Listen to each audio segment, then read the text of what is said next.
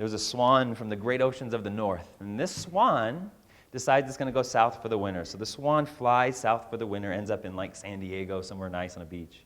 Relaxes for a few months. Winter comes to an end, and he decides, okay, time to fly back home. So he lifts himself up in the air, and he's flying, and after a day, he gets tired. He comes down next to this pond, and next to the pond is a frog.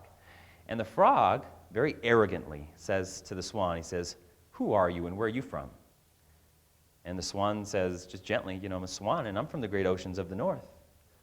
And the frog says, "Great oceans. How big are these oceans?" And the frog takes a hop back. He says, "Are they this big?" And the swan says, "No, dear friend, they're much bigger than that." Takes 2 hops back. He says, "Are they this big?" And the swan says, "Nope, still much bigger than that." The frog hops all the way around the pond, comes back to the swan and says, "Are they this big?" And the swan says, "No, dear friend, they're still much more vast than that."